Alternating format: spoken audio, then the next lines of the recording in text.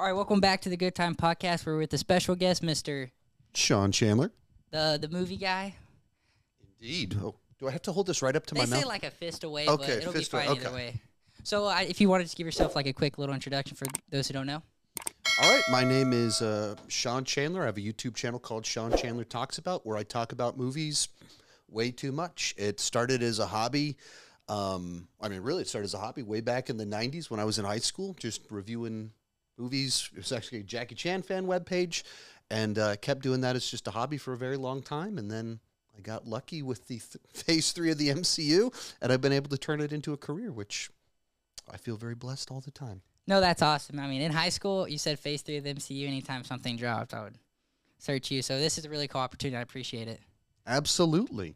So you said you started, how long ago did you start your YouTube channel? So I officially started Sean Chandler Talks About in July of 2016. Okay. When right after Lady Ghostbusters came out, my wife and I went to go see it for a date night.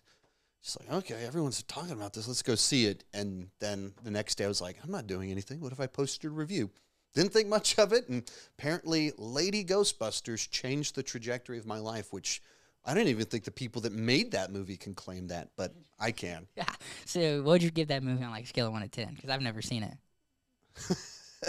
I don't hate it like so many people do, but like it's like a 5 out of 10. Like people treat it like it's this abomination that ruined their childhood. Like, no, it's just a real kind of bland, forgettable Ghostbusters remake thing with some funny bits. Mostly Chris Hemsworth is funny, and a lot of cringe dance numbers and things like that. Yeah, that's funny. What was the first video you had where you're like, oh, I can make a career out of this?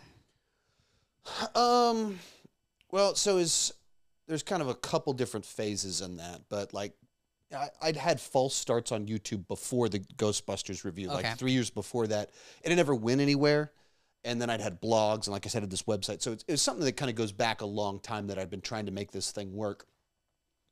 But so I start under the name Sean Chandler Talks About in July 2016. And a couple weeks later, I did a ranking of the Star Trek movies when Star Trek Beyond came out. So the channel's like 2 weeks old, and it got like 2,000 views. Okay. So I'd done like blogging and stuff for a long time, and like 2,000 views was, wow, that's amazing. Yeah, and that's I'm awesome. 2 weeks in, and this YouTube algorithm just started cranking out this video. And then like a couple weeks after that, I did a review of an Amazon show called Jean-Claude Van Johnson that was with Jean-Claude Van Damme. And basically the Amazon in their early phases did like these pilot, they do one episode and then you voted on which one you wanted. So I just reviewed one of these and it got like 10,000 views. And I was like, what is this YouTube thing? And so I stuck with it. So there was like, that was the starting point in my head of like, whatever's going on with YouTube, there's a little bit more hope in this than I had in blogging. But where things really started to change was when Thor Ragnarok came out. Oh, yeah. MCU Phase 3. Oh, yeah. And I put out my ranking. And I'd done one before this, but I was like, they were all like 45 minutes long. And I was like, I don't have time to watch that. What if I made one that I would actually watch? Which seems like basic logic. I was like, I'll make one that's like real bite-sized. So like, what if I ranked all of these in under 10 minutes? So I made that video, and it got like 300,000 views, which was, over 10 times what my previous best video was done. And I was actually at the time delivering paint for a living. And like where we're recording this right now, like I delivered paint in this area. Like I might have actually delivered paint when this building was being built. And I was interviewing for another job at the time because I was like, delivering paint doesn't pay enough. It was just what I needed at the time. And was maybe going to quit YouTube and like rethink, like, what am I going to do? And that video took off. And it was a big enough like hit that I went, I'm going to stick this out. Like if this has any, if this sticks at all, this thing might work. So it was that Thor Ragnarok. And then a couple months after that was when Black Panther came out. Yeah, and that was big. And so then someone was like, hey, what if you ranked like the MCU villains and the heroes? Isn't that your #1 video to date? Of long form content, the villains ranked as my #1 most viewed video. And the second view was the heroes. It was like both of those 2 days apart. And, here we are 7 years later, whatever. I would watch your video and be in my car like on lunch break at high school. This is like so cool. And I would literally sit and do my ranking and like be like, oh, I disagree with that.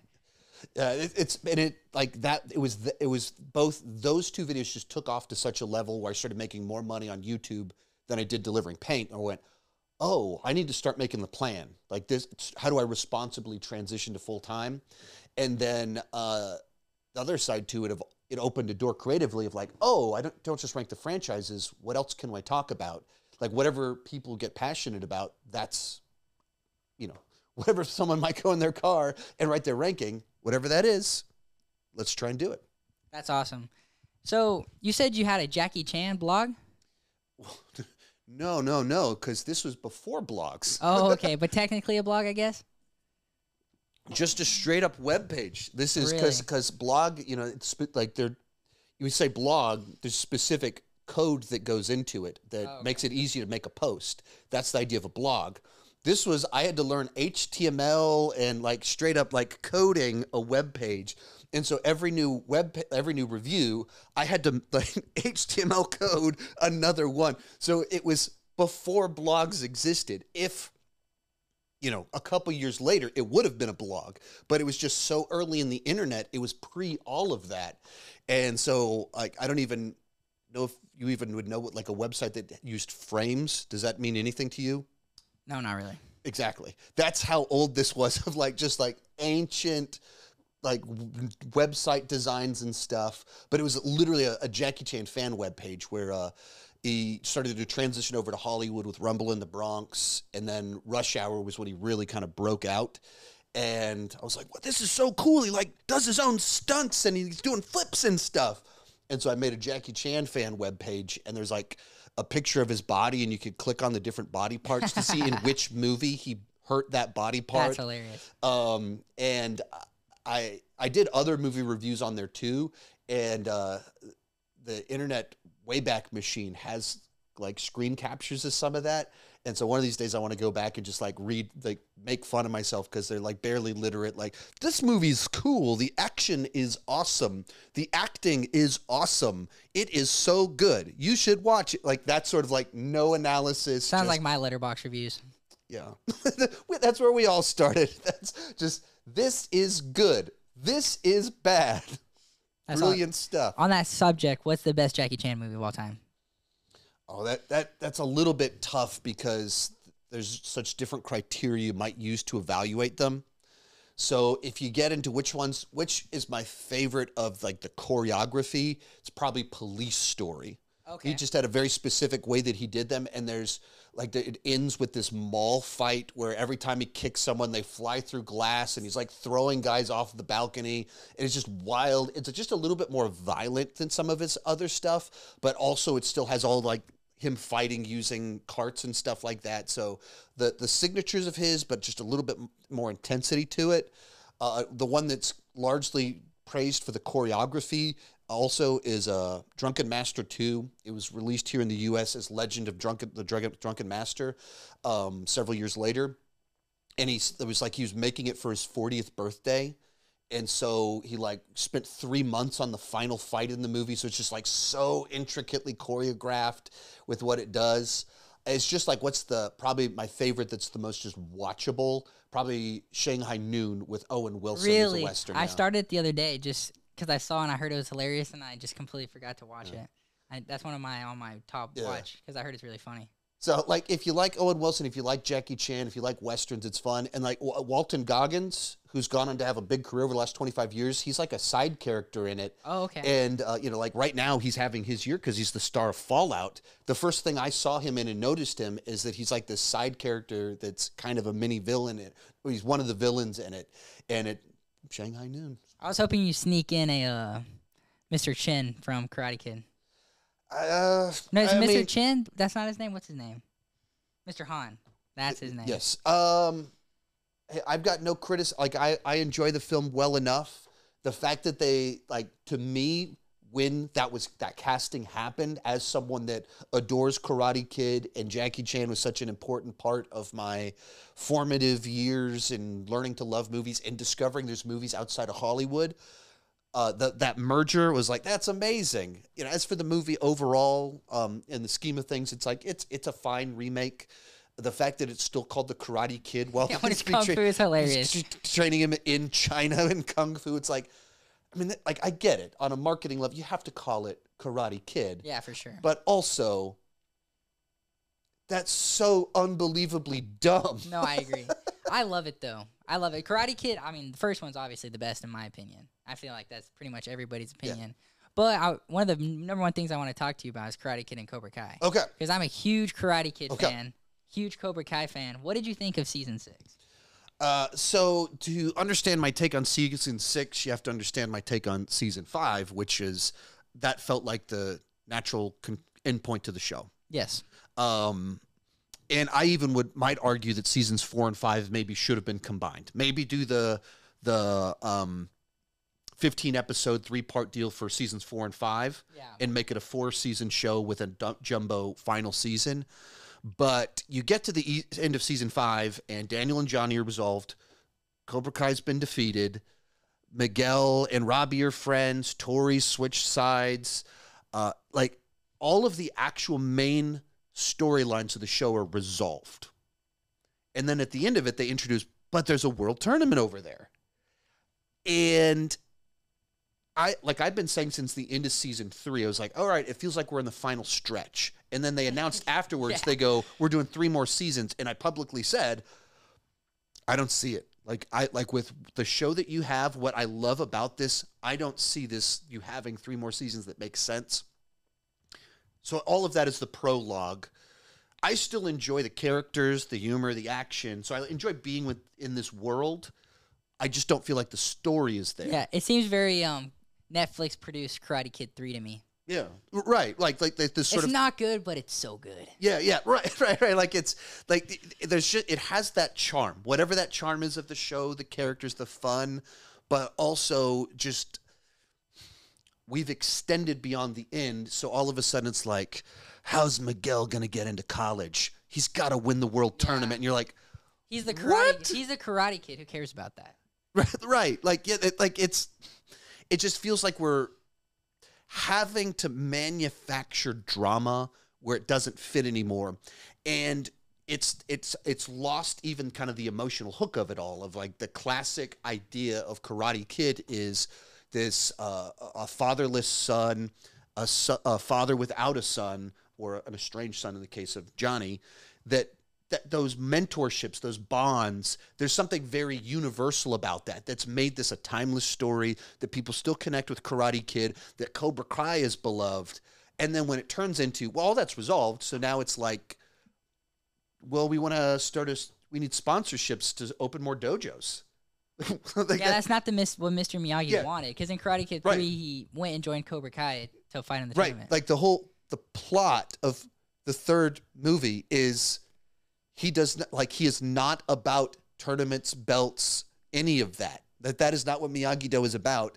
And really, even the original Karate Kid, he tells it you don't need to do any of it. Like you don't need to do all of that. And then he meets Kreese and he sees something that it's like, well, it's not about that other stuff. It's that to get the confidence, you need to do this. Yep. Like that was what drove it. And so in Karate Kid 3, it was like, no, of course. Like the whole plot is he won't sign the paper. Like he won't agree to train him. That's literally the plot of the movie. And so then when you make a season that's like, and now we're going to fight in a tournament for the tournament's sake, for the legacy's sake, that's so the opposite. And we don't have parts 2 and 3 yet. So it wouldn't surprise me if that's kind of a theme down the line. A lesson learned that through Daniel's discovery of whatever's going on with Mr. Miyagi in the past, that he fought in this before, that the lesson that he will learn is that we got this wrong, that this isn't what Miyagi-Do's about. That wouldn't surprise me if that's the big lesson of part 2 or the end of the season. But you released 5 episodes that what everyone is working towards is wrong. Yeah. And then I have to wait 4 or 5 months to find out more. So it feels so off. And even in the mechanics of it, like they bring back Mike Barnes. I like to see Mike Barnes, but the idea that you would bring in someone that doesn't know your students to pick who goes, like you understand the concept of. And they just kind of kick aside the All Valley champ Hawk. Yeah, like that frustrates me so much. And they bring him in, and it's like, what are we gonna do? We're gonna play capture the flag, and you're like, wait, what? Yeah. What does this have anything to do with being a karate champion of No, the I world? agree. Like, there's no correlation between this and the skills they need over there. And so it doesn't add up. And having the one champion that fights in the finals seems really silly for this world tournament. Right. Like, well, that doesn't really make sense to me. Right. When you even think, I mean,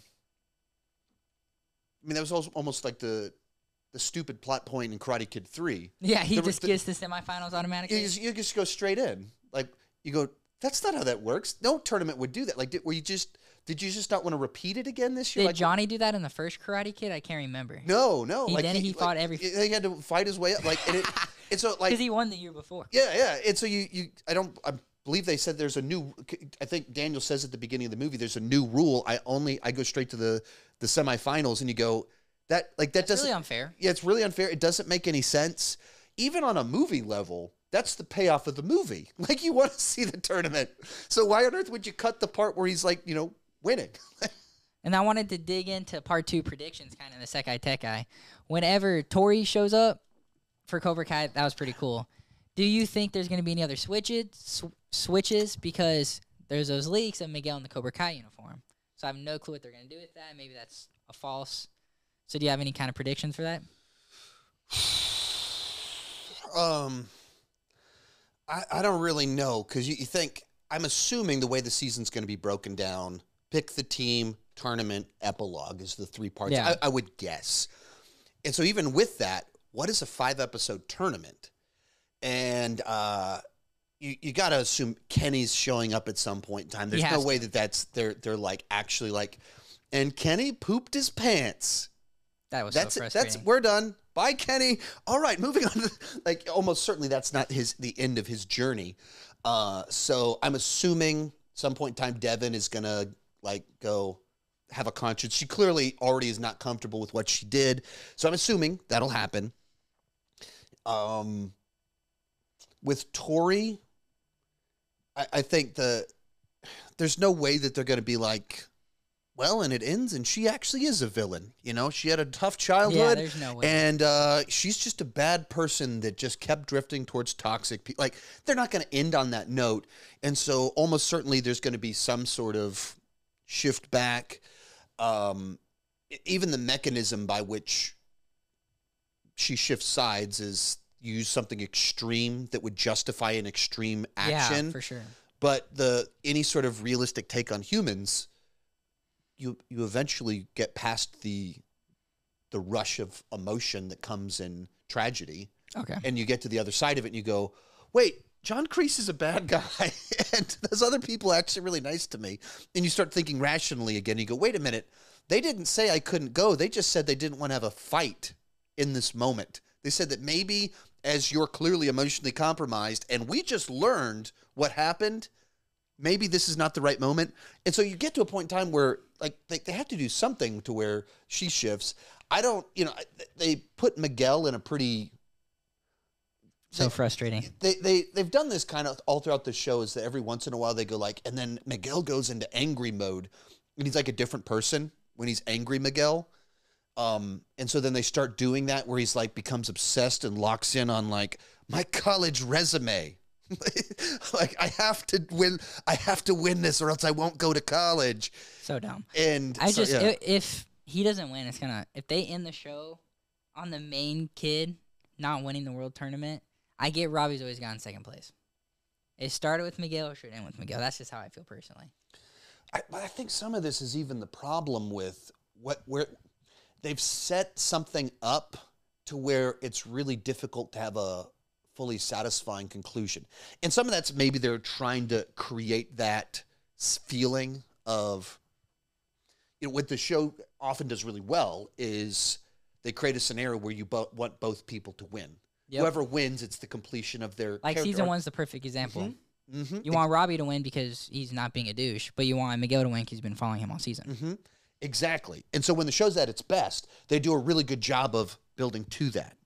When you're getting to the end of the show, though, you have to find a way to have a really satisfying conclusion for everybody where it feels dramatically correct and lessons have been learned and it ties into things. And maybe where they're going with some of this is that you know, Miguel realizes like, I've already done everything I need to. I'm going to go to this great like I don't need to, like, that's fine. Maybe that's where they're going with it, or like they're He already had that.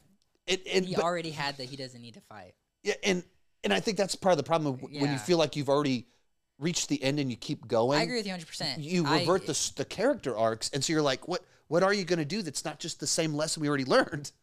It's really interesting. What do you think is going to be in the movie next year? The one Jackie Chan, Daniel Russo. Either going to be really good or pretty bad. I feel like it's going to be hard to be in the middle. Man, I like it's so tough to know because first off, when it's very unclear what it is, just on a fundamental level, they're like, hey, we got both Daniels, we got going to have both Jackie Chan, Ralph Macchio, they're both in it. What does that mean? And they're not being clear on how it ties into Cobra Kai. And so you set yourself up to like, the movie can't be like a sequel to Cobra Kai. You can't make a big theatrical movie that requires all the homework of watching 6 seasons of a TV show, but you can't ignore it. The continuity. You can't ignore it either. So what is that kind of like middle spot? Seems like a multiverse movie for Karate Kid. Right, exactly. Which goes like, that's weird. That's the whole appeal here is that you have a franchise that Cobra Kai was able to reignite something. When that show dropped on Netflix, it just exploded in popularity. Just huge fan base. So you have excitement there. And even like people my age that are cynical towards things like this, they're like, no, they pulled it off. Like what they did was really cool. And then Season 5 happened. Well, that's true. But even kind of beyond that, still like your generation likes it. My 10-year-old daughter loves it. We were gonna go see Karate Kid's playing in the theater on the 12th. It's Cinemarks. Oh, that's sick. Yeah, and so I had tickets and everything, but then it's the same day to the press screening for Alien Romulus. So I was like, Can you adjust sorry. that real quick? Make it a little straight. Sorry, thank you. But so I had to, like, I'm not going to be able to take her. So disappointed about that. But like, it's multi-generational. It's pulled it off. Now they're losing some of that momentum because it feels like it's going on too long, and people are like, you've done what I wanted. I don't need to watch I'm done with it. But it's still like reignited it. And now we're doing a movie. I get it. But what on earth is that movie? Like when you're trying to do both franchises, you're pulling them together, like on the one hand, the idea that Cobra Kai's ending right before this comes out, it would feel weird if there's not a connection. It is right before. It's like the same month, isn't it? Mm-hmm. That's weird. Mm-hmm.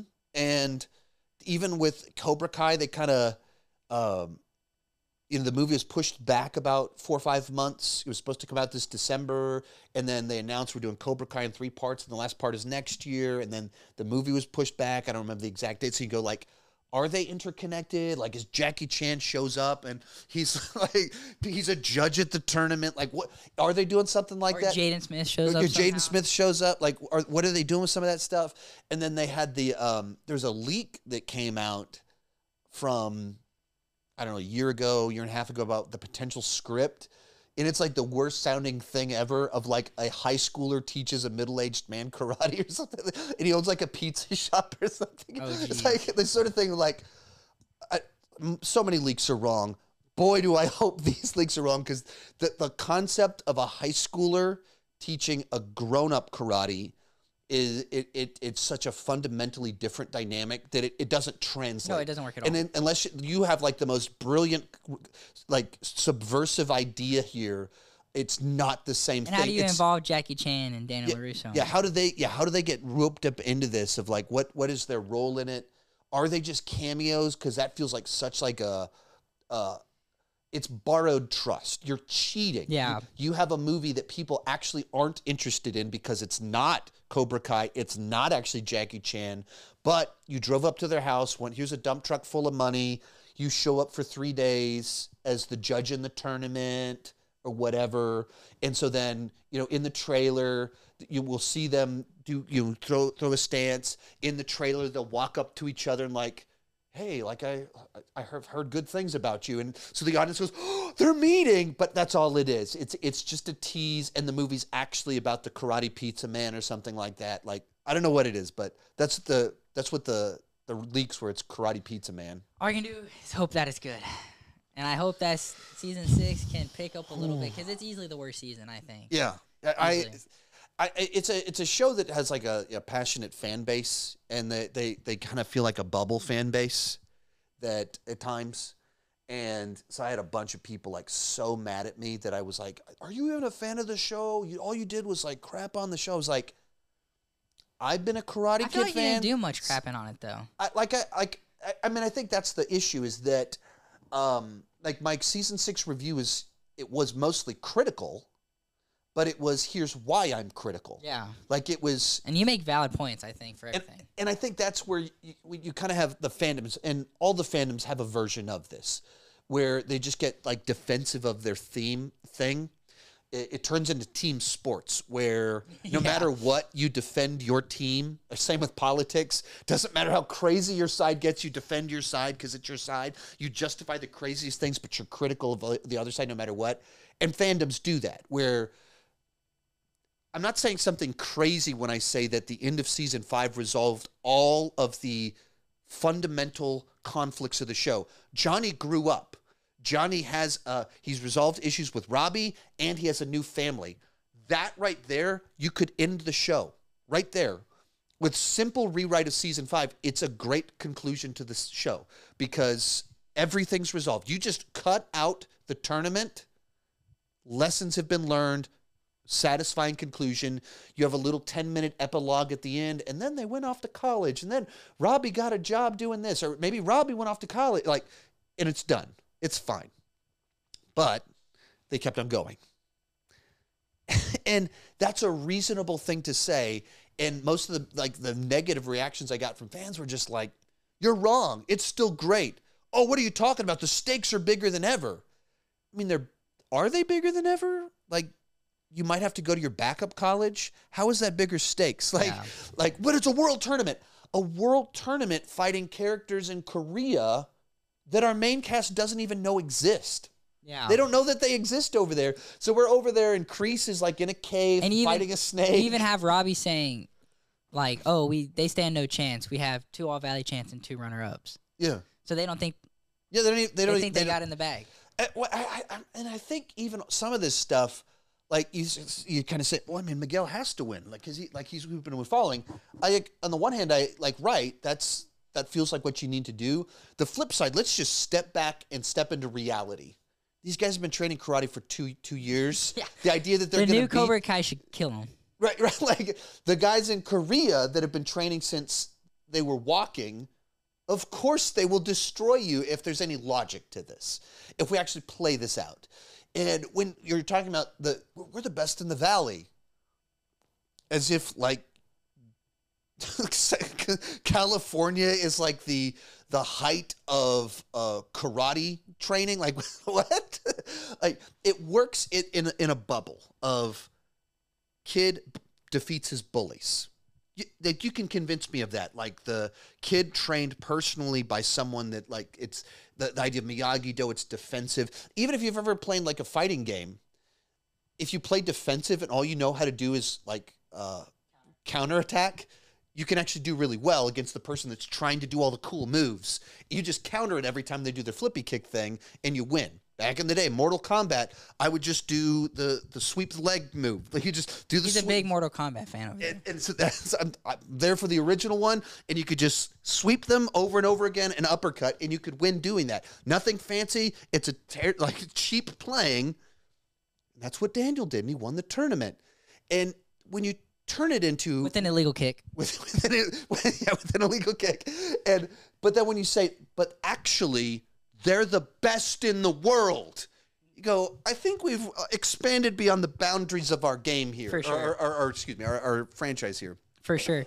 So I'm glad we were able to talk about Karate Kid because there's not a lot of creators who talk about Karate Kid, and from what I watch, I feel like you're kind of leading that. Like anytime there's a Karate Kid ranking, I've watched all of them, but I wanted to tell you my new favorite videos. Causing trouble for me because they when you break it up into 3 parts, I can only do so much right now. But then you get 3 different. Then I can do the whole deal, and with a new movie coming out, right with the seasons, rank the seasons with the movies for the first time, all the characters thrown together, all of it. We get a jumbo Karate Kid Cobra Kai rankings. That'd be cool. Early next year, whatever that is. But you were saying, I cut you off. Sorry. You're good. The Skibbity Riz videos. I love those videos so much. Every time you show them, I send them to them. I'm like, it's so funny. It's brain rot. Did you get that from your kids? Not exactly. No. Now my son was absolutely involved in the full creation of that. The writing. Yeah, he helped me with my adding in bits and editing. No, I had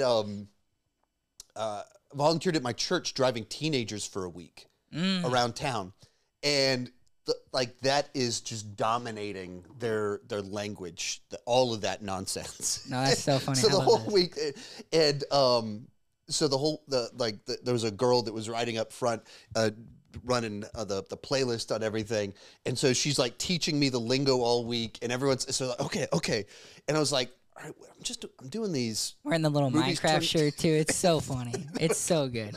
So there's the what is it? Someone does the videos where it was like Spider-Man except with brain rot. Oh, I haven't seen that. And so that was like a major influence on it. And so then they superimposed the Fortnite hat onto Tobey Maguire and everything. And so that's where I was like, all right, to do this, I have to get a Fortnite hat. So we bought the Fortnite hat, went out, find the Minecraft shirt. And then, so the inspiration was probably a little bit more, the teenagers like, you should do a video where you talk like this. I was like, how do you say, I'm doing a video type movies that are 20 years old. That actually ties it. And so I started writing like how would you describe this movie? The Prisoner of Azkaban one cracked me because that's my favorite that's one of my favorite movies of all time. I laughed out loud, chuckling it. And so then I did a first draft, and I was like, all right, son, come in. I need you to add some jokes in here. What else can I say? And then when I posted the first one, then other people were like, here's a video with more alpha slang. I was like, okay. And so then did the second one, was able to beef them up. And like I'm meant to do the July edition once again, but July was just such a crazy busy month that it didn't happen. So I actually leave on vacation in 2 days, so there's a chance that I'll try and write and shoot 1 more or 2 more to have some shorts for this next week. So you might get your follow-ups. Yes.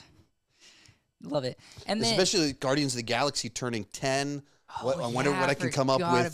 That'll be good. Off camera, if you can give me help me write a couple bits on Guardians of the Galaxy or something like that. I don't know half that means. I don't know.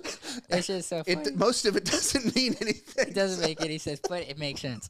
And then, so I know your Letterboxd top 4 just because I follow you on Letterboxd. But I wanted to ask your top 4 Letterboxd. So I guess you could say Mount Rushmore too of superheroes. What would be your top 4 Letterboxd or Mount Rushmore of superheroes? The movies or the heroes, the characters, or everything, comics and movies.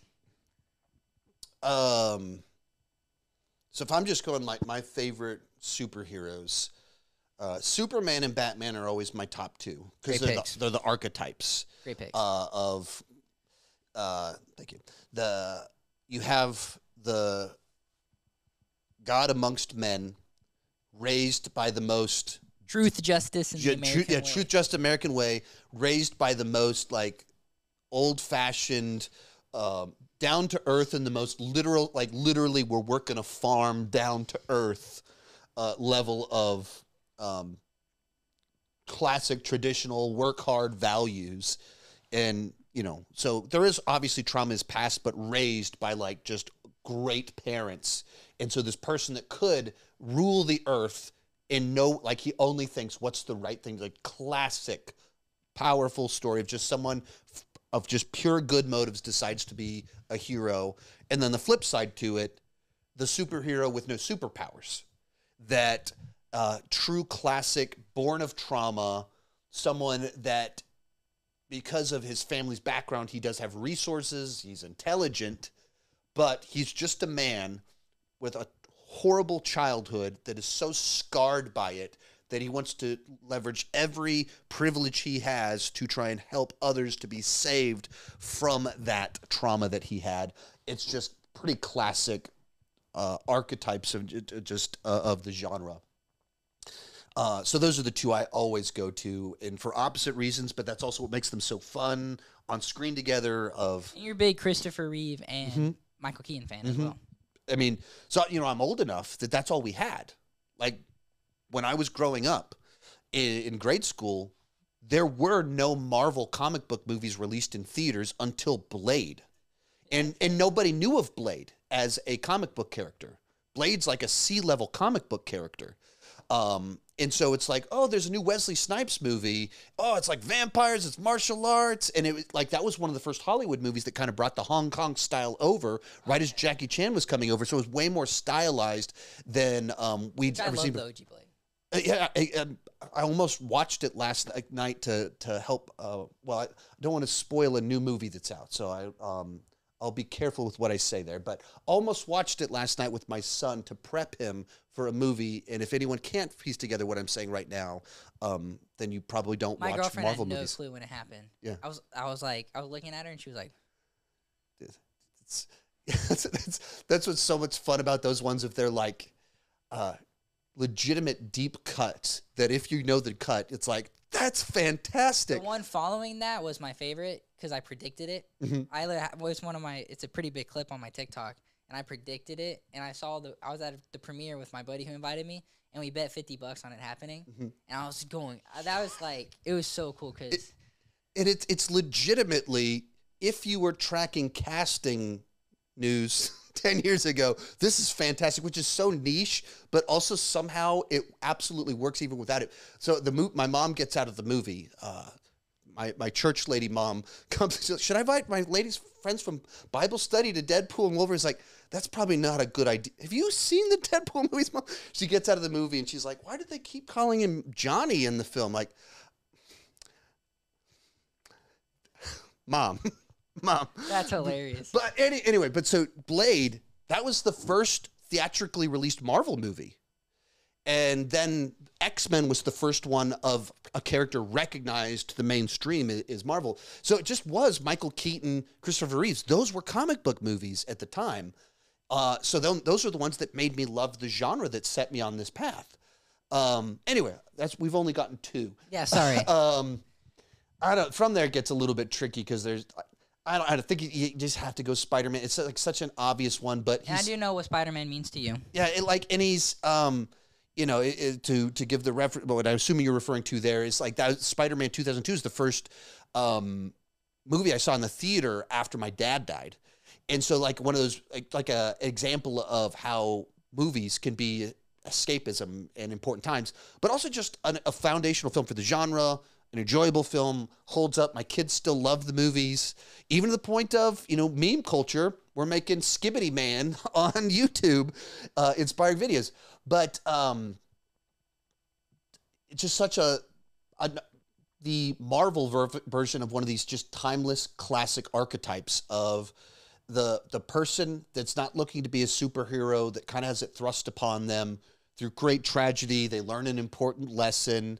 And then likewise, the Stan Lee formula of just make it really relatable. So he's a high school kid, and then he's a grown up struggling to pay the bills. And so it's just the classic stuff, and it's the most relatable one that just, I mean, even you think they do No Way Home, and the reason that movie was so special isn't because they had a brilliant script. It's because it was just special because we love Spider-Man. We all connect with him. And, my kids love all of that. And obviously they're 30 years younger than me. It's just timeless. We have to have someone that's not as obvious. So I'll go Punisher. Just the classic, the action hero. Great pick. Who's your favorite Punisher? That's tough. If we just had John Bernthal in season 2 of Daredevil, it would be that. You don't like season 1 of Punisher? I don't dislike it. I like it, but I don't think it doesn't keep up that energy. I think season 1 Punisher is better than season 1 and 2 of Daredevil. I think season 3 of Daredevil is all right, I'm out. Really? I love season 1. I watched it in one day. I could not stop watching it. It was so good. I loved it. So I'll do my rewatch as we approach and maybe things will change. I adore all of Daredevil. So Daredevil season 2, Yeah, it's pretty.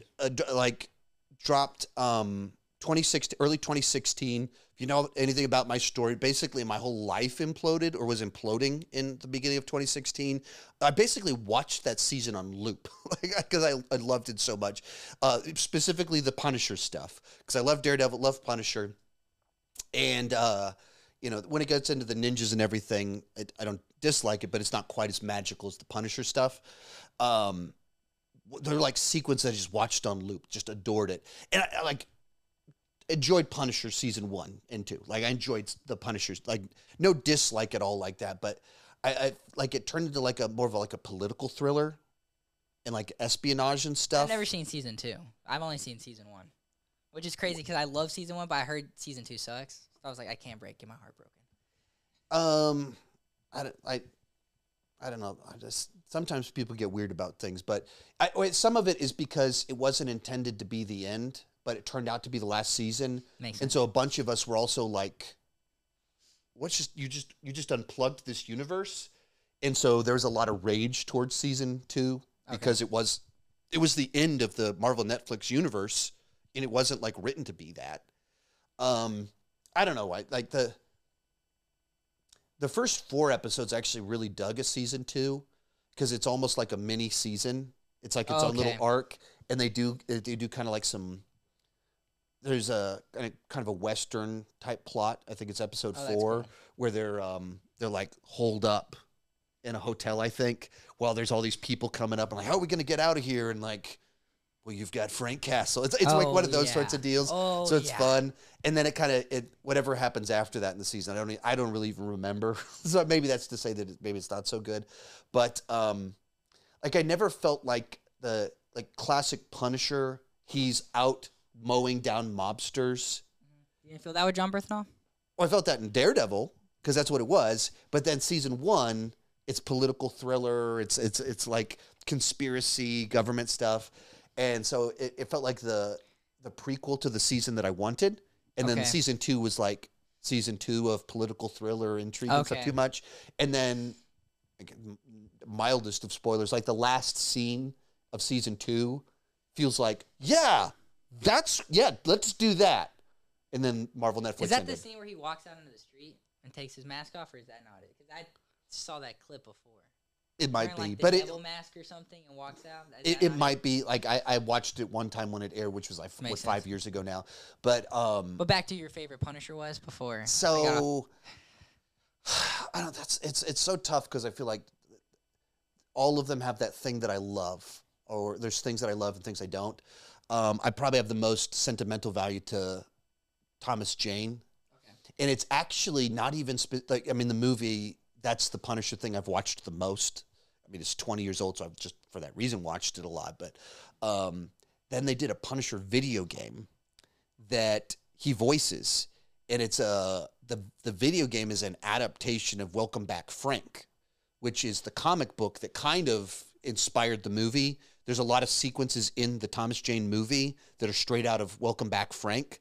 And then the video game is basically Welcome Back, Frank, where he's hunting down the new cheese and cool. and just mowing. And so I played that game all the time. I used to play it like all the time. Like you tortured people. Like it's pretty sick. But it's very Punisher, and that era of Punisher, Max comics and things like that. So Thomas Jane is probably the one that I'm a little bit somewhat inclined towards, but. It's tough to say because there's like Bernthal does all this stuff that's really great that I love, and then even like Ray Stevenson, the movie's like 50% something I really like and 50% I don't with Warzone. It's like competing with itself on its tone, but he wasn't the issue with the movie at all. Oh yeah, I agree 100%. It's whatever like the Jigsaw campiness. I was like, this is. Like he's like doing a speech in front of a flag. Like one scene, it'll be like a dramatic scene where Punisher is seeing the consequences of the war that he's waging. And there's like a crying wife. And then it cuts to Jigsaw doing a speech in front of a U.S. flag. It's like, what is this movie that I'm watching? Did 2 different people edit this or direct this? That's awesome. And then We gotta talk. All that to say, I don't have an answer to your question. I can't commit. It's too hard to pick. Yeah, well, maybe I'll have to I'll have to commit. Maybe I'll do the ranking when we get next Daredevil season. Like, all right, it's like Spider-Man for me. It's really hard to pick my favorite. That is some of that stuff. It's so difficult when each of them do something that you really love. It's just the Tasman movies are not good. I do not like the Tasman movies at all. But Andrew Garfield's so good. Right, exactly. But then you have the Toby movies, and he might not be the best, but those movies are dang near perfect. Right. Besides 3, but 3's fun. Then you have Tom, and he's like the best of both worlds, so it's really hard. But the MCU news, and then to wrap it up, what were you gonna say? I don't know. I was pointing to you for the question. Doctor Doom. Doctor Doom, yes. RDJ. Yes. What do you think? So I'm sitting there watching the Comic-Con panel, or not watching it, watching the tweets drop of the announcements. Okay. Like, literally what I was doing was I was at my desk, I had 2 monitors open. I was watching John Campia's live stream as he was covering the news. Then I had 2 browsers of Twitter, like refreshing to see like what news is dropping at what moment. And the first 45 minutes of the panel, I'm like, this is pretty bad. Like, this is Fantastic Four set in the 60s. Right. You already told us that. Yeah, we knew that.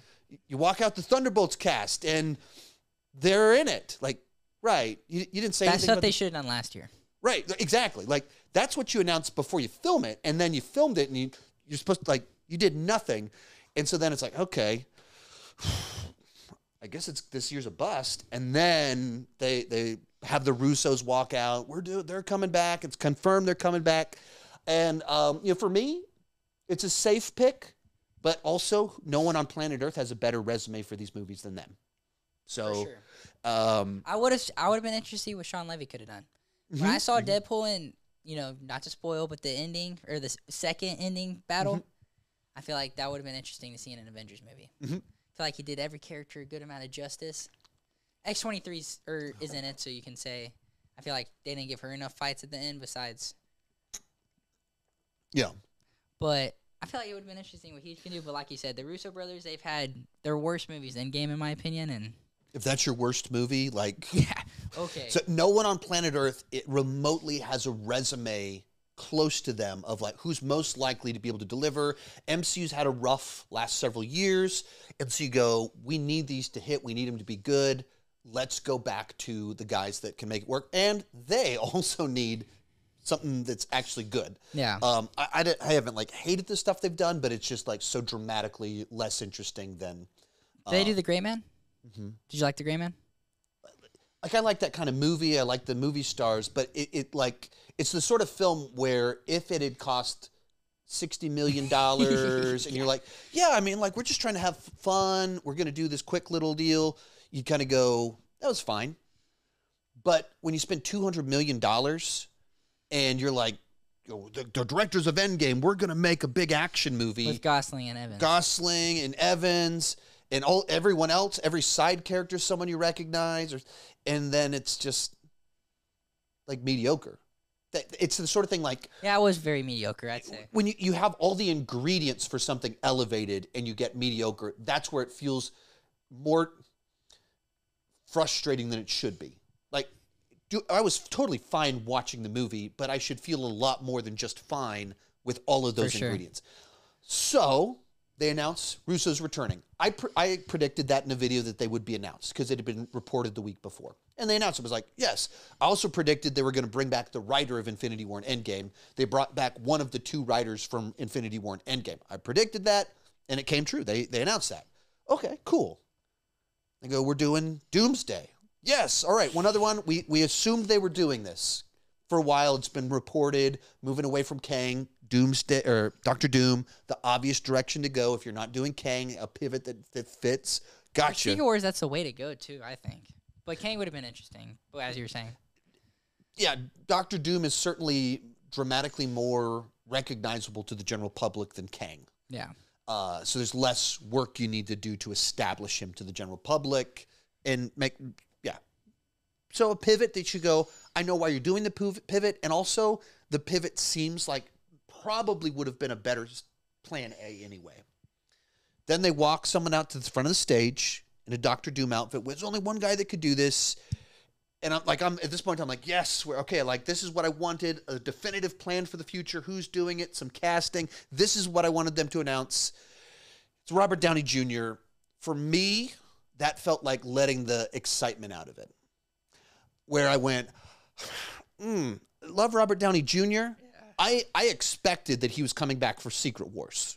Not like this, though. But not like this. And I'm sure even in Secret Wars, he'll be Iron Man fighting Doctor Doom. I'm sure that's going to happen or something like that. But Doctor Doom is one of those top Marvel villains, and we don't have the definitive version. And in the MCU, certainly, we don't have the established version. When you bring out Robert Downey Jr., that is so identified as Tony Stark, both to the audience and to the universe. Like, it's just like, there's no possible way the casting isn't to make the point it's evil Tony Stark. Now, will he be, of course, will be Victor Von Doom. Yeah, of which course, is weird. It's so weird. It's weird. I'm sure that's like the point of it, but that means we're starting with a variant of Doctor Doom. We're starting with the quirky gimmick version of Doctor Doom. We're not starting with established Doctor Doom, and then we go multiverse over here, and by the way, multiverse him, it's Tony Stark. Oh, that's weird. Wait, Spider-Man's going to have to fight Tony Stark, but it's not Tony Stark, it's Victor Von...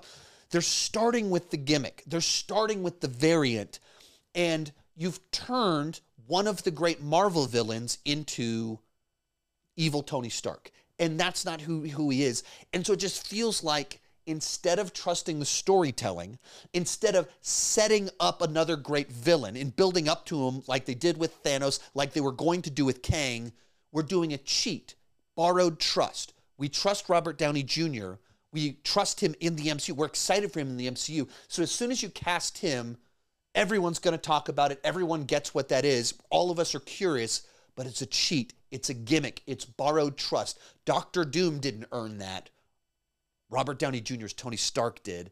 And so I just really bummed by it in that sense. And so I posted a bunch of shorts about it. And over the last week, these shorts have become my most viewed videos ever on TikTok. Actually, period. So one of them has, this one has like over 2 million views across everything, talking about essentially what I just said. And all these people keep responding, he's an actor. He'll just give a different performance. Chris Evans used to be Human Torch, and then he was Captain America. It's like, certainly you know the difference. No, yeah. Certainly you know the difference in these situations. You have to know that they didn't just cast him because he can act. I mean, they probably did a lot of searches, and he was just the best actor. Like, you've got to be kidding me. He won an Oscar last year. The other person who won an Oscar in the exact same movie was the better choice. Right. Clearly better choice. Right. But he rejected it, I think. That's what I'm curious. Like, what did he reject it? Like, how many? Like, is this Plan F? Like, Plan A was Jonathan Majors Kang, and then Kang wasn't working. So, like, do we need to change things? And then Jonathan Majors wasn't working. So then we have to change it up. And we're interviewing Sean Levy, and there's all these reports of things going down. A report came out that Robert Downey Jr. would only return if the Russos returned. And so you kind of go like, how many people turned down what? Why did they turn it down? And then the report is that the Russos are being paid $80 million. They wanted to come back years ago, and they were told no. Robert Downey Jr. said, I'll only come back if they come back. So then they're brought back. It paid an insane amount of money, reportedly. And then the report says he's being paid substantially more than the $80 million they're being paid. And he made $80 million in Endgame. And he's playing 2 characters in Secret Wars. He's going to make like $200 million for that freaking movie. He's going to make a bajillion dollars on all of this. And you go, but is this Plan F? Is it like, how many plans? I never even thought about it that way. That sounds so true. Yeah. But man, I want to Cillian Murphy so bad. He's one of my favorite actors. I want him so bad. And I think that's the deal, is you kind of go, if they cast Cillian Murphy, you interpret it as, ooh, we're going to do like an awesome Doom. And you say Robert Downey Jr., and you immediately go, what are we doing here? Is Doom going to be wearing an Iron Man suit? Yeah, like what is he? That would be kind of cool. Like, yeah, and I'm sure we'll get from a story standpoint, what will it be? It immediately, he takes the mask off, and all of our characters go, it's Tony Stark. It's Tony Stark. He's like, I'm Victor Von Doom. Like, but first off, the audience already knows that. But whatever they're doing, however this is playing out in this multiverse game they're playing, it puts a flavor on it that shouldn't be our first story for Doctor Doom. The original story should not be that. And maybe what they're going to do is that he has some part that he plays throughout the movie, and it is a classic Victor Von Doom. He's in the suit and everything. And the big reveal at the end, he takes his mask off, and we learn what the audience already knew. It's Robert Downey Jr. under the mask. I don't know where they're going with this. Maybe they have some brilliant story. I've heard people say things like, I mean, he already has a ton of money. He already has hundreds of millions of dollars, so he's only coming back because the story must be really good. Or he's getting to play a really cool character. There's all these things that, sure. Also, I don't care how much money you have. Someone says, I'll give you a dump truck of money. And a dump truck, literally in this case, means 100, 150, $200 million. Like, how do you say no to that? Like, well, he already has enough money in the world. Like, okay, imagine you have $200 million that you have that's just your extra blow money to, if you have any decency as a person, to go to Africa to build $200 million worth of wells that you, I'll play Doctor Doom and build $200 million worth of wells, or what? Like you stop and just play this out. There's all these reasons that a person would go that are selfish or altruistic that you go, $200 million. Yeah, you can have 6 months of my life to hang out with my friends again. The other side to it of, as soon as you're in this movie, you're going to be in the biggest movie of the 20s. And so immediately, as a movie star, you're giving yourself that movie star momentum, fame, recognition. So you do that, and it sets you up as a career move that will be 3 decades in a row that he's the biggest movie star. Crazy. Like, and you play it all out. Like, there's all sorts of reasons he might do it that aren't the story's great. That he was won over by the dump truck of money, the wanting the continued fame, and he gets to, whatever it is, whatever his motivation is. There's obviously other reasons besides the story's great. Story might be great. I don't want to say it's not. They are bringing Russos. They're bringing in the writers. They're taking their time. They're course correcting. But also phases 4 and 5 are not phases 2 and 3, 1, 2, and 3. So I have skepticism that I didn't have before. Anyway, there's a lot of thoughts there, a lot of feelings. A lot of thoughts. Yeah. I have literally no clue. Like, it blows me away. Well, and I think that's what I'll give them credit on. What a mic drop. Like, what a mic drop. Like, you get to I'm sitting there. I wrote in the chat on John Campio's stream, this is pretty underwhelming. If this is all they got, they really dropped the ball. And I don't even like the announcement they made, but they won still. Yeah. Everyone's even they won, therefore I won, because you just gave me my biggest short ever with 2 million views. Thanks, Marvel, for doing that for me. They did something that has all of us going, what on earth are they doing? Everyone's talking about it. Everyone has an opinion about it. And now we're all curious. Even if as many people have pointed out, even us that hate the idea, we'll be the first there in the theater, see, like, what on earth are they cooking? Like, what are you doing here? I want to see what you're doing. Even if it's terrible, at least it's interesting terrible. We shall see. I mean, all they have to, if they just got Justice League, all they have to do is make a movie, and that'll be better. So, I mean, they can't be worse than Justice League at that point. Yeah. But how long are we at? We're at 4 o'clock? Perfect. Finish it off on this, since we talked about it just a second earlier. Fantastic Four. Yeah. Did you see like that little preview trailer they showed? No. I have not watched any of the leaks or anything of that. Did they post the actual thing publicly, or is it just leaks?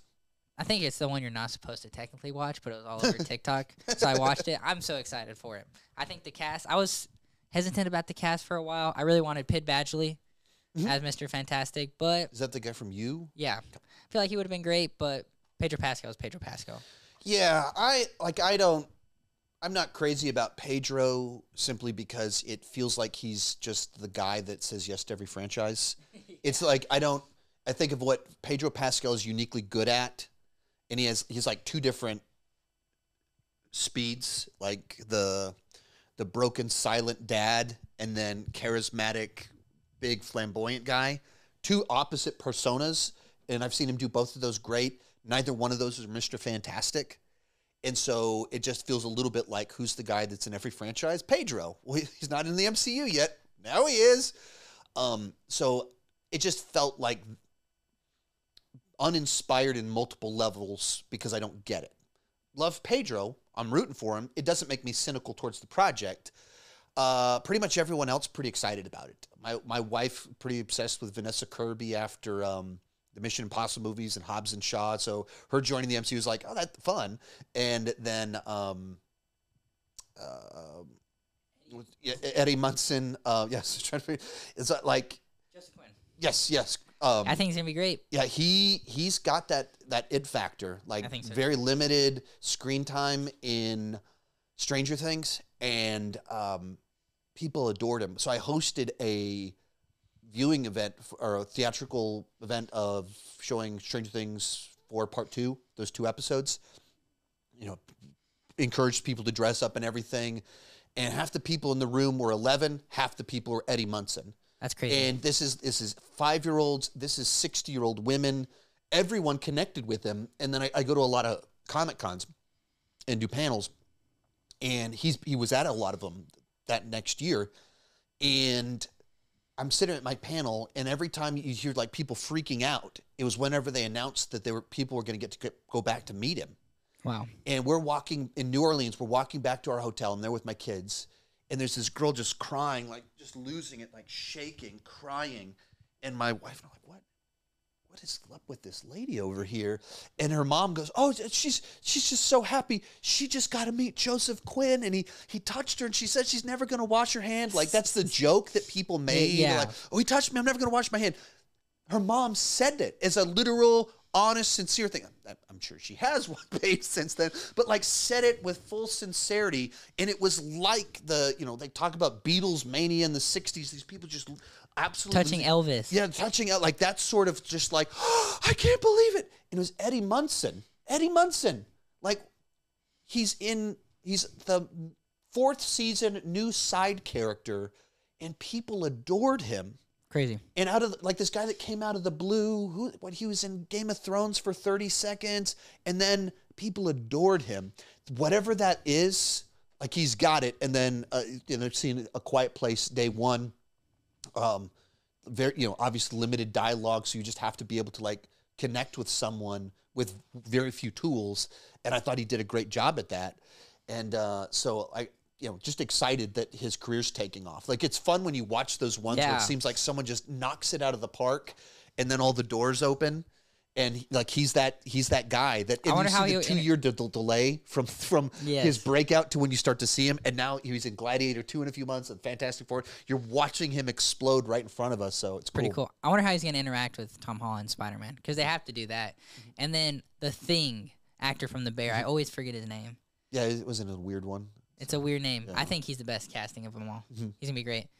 But I'm really excited for this Fantastic Four. We haven't had a good one, like, ever. Right. Well, even one of the big criticisms of the MCU is that it feels like factory filmmaking, they're all have too much of the same vibe, the same aesthetic. Anyone could direct these movies.